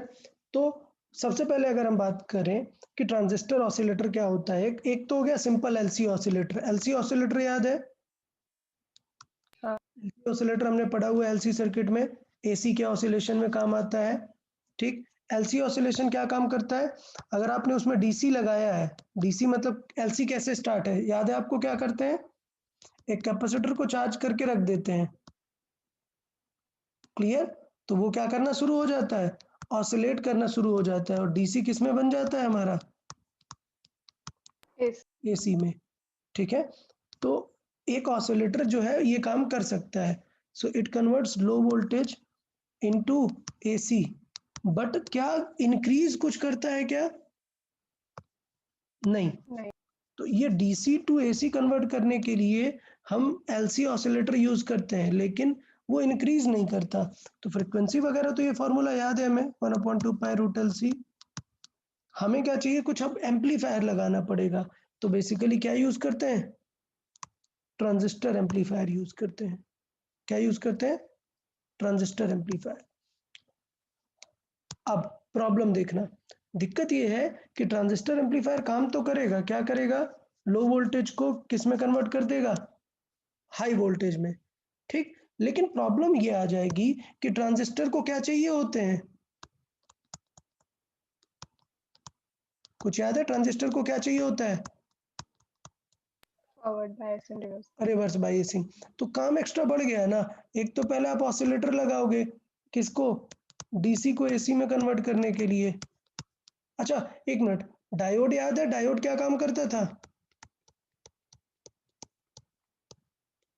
Diode AC to DC. AC को डीसी में रेक्टिफिकेशन, यहाँ बात हम कर रहे हैं बहुत ही अच्छी, डीसी को एसी में कन्वर्ट करने की बात कर रहे हैं, बट एम्पलीफिकेशन नहीं हुआ, सिर्फ क्या हुआ वहां पर, चेंज हुआ। सो एलसी ऑसिलेशन ये होगा, बट ट्रांजिस्टर के वजह से क्या होगा, इंक्रीज तो हो जाएगा लेकिन हमें एक्स्ट्रा इनपुट देना पड़ेगा, वो तो गड़बड़ हो जाएगी ना एक्स्ट्रा इनपुट। तो उस पे हम क्या करते हैं, फीडबैक का लॉजिक यूज करते हैं। क्या लॉजिक यूज करते हैं, फीडबैक। फीडबैक क्या होता है कि सपोज हमें यहाँ पे एक इनपुट आ रहा है, इससे नहीं, यहाँ से समझते हैं। सपोज ये एक कॉइल है, ये एक इनपुट है और ये एक आउटपुट है। ये कैसा है? एक ऑसिलेटर सर्किट है जो क्या कन्वर्ट करने वाला है? डीसी को एसी में कन्वर्ट कर देगा। बट समझे, फीडबैक सर्किट क्या होता है कि इंस्टेड ऑफ अलग से कुछ सोर्स लगाने पे हम क्या करते हैं, इसको कपलिंग कर देते हैं। कपलिंग मतलब इसको एक ही मटेरियल के साथ दो कॉइल ज्वाइन करते हैं। तो ये जो यहाँ पर है ये कपलिंग है। कपलिंग मतलब T1 और T2 क्या है? एक साथ में ही है। ठीक है, तो उन दोनों के म्यूचुअल इंडक्शन की वजह से इसको क्या मिल जाता है? इनपुट मिल जाता है। ठीक है, तो इसे बेसिकली क्या बोलते हैं? फीडबैक सर्किट बोलते हैं। क्या कि यहाँ का आउटपुट लेके वापस ये इनपुट ले गया और फिर से इसे इंक्रीज करके दे देगा। समझ आया फीडबैक का मतलब क्या होता है? ओके, तो देखें, अगर ये कनेक्शन इस तरीके से है कि आपने जो इसे इनपुट दिया है वो सेम फेज में दिया है, तो उसको बोलते हैं पॉजिटिव फीडबैक। तो भाई हमें इंक्रीज ही करना है ना, तो हम कैसा देंगे? सेम फेज में ही देंगे ना। तो इसलिए हम क्या बोलते हैं उसे? Positive feedback. बट एक नेगेटिव फीडबैक भी होता है जिसकी हमें रिक्वायरमेंट नहीं है, एसी को डीसी में एम्पलीफिकेशन नहीं होगा। ठीक है, कांस्टेंट गेन के लिए यूज करते हैं हम उसे। ठीक है, नेगेटिव फीडबैक का मतलब क्या है? जब इनपुट और आउटपुट कैसे रहें? आउट ऑफ फेज रहें। ठीक है, तो उसे हम नेगेटिव फीडबैक बोलते हैं। पॉजिटिव फीडबैक देख लेते हैं। अभी प्रॉब्लम क्या है कि रेजिस्टेंस की वजह से some electrical energy will be converted into heat, and to compensate that loss of fraction of energy, output is fed back into the input circuit by using the induction coil।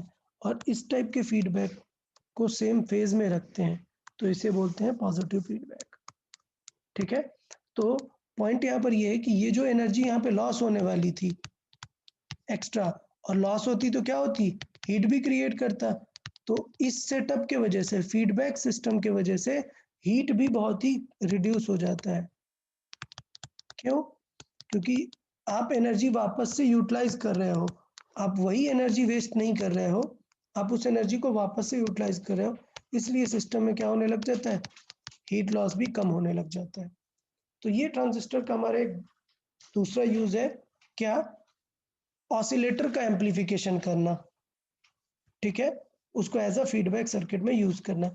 ये last year आपके boards में था, इस बार हट गया है। ये जो फीडबैक सर्किट है ये लास्ट ईयर आपके बोर्ड्स में था, इस बार नहीं है। डन, लेकिन सीबीएसई और एनसीईआरटी में रहेगा ही ये, तो रीड करना है क्योंकि क्वेश्चन आने की पॉसिबिलिटीज रहेंगी इसमें से। तो जो थ्योरेटिकल एस्पेक्ट था ट्रांजिस्टर को लेके वो सारा हमने कंप्लीट कर लिया हुआ है। ओके, नेक्स्ट लेक्चर में हम क्या करेंगे? न्यूमेरिकल। तो उसके लिए यार पूरा पढ़ के आओगे तब न्यूमेरिकल अच्छे से समझ आएंगे, नहीं पढ़ के आओगे तो प्रॉब्लम हो जाएगा। ठीक है, चले, किसी को कोई डाउट?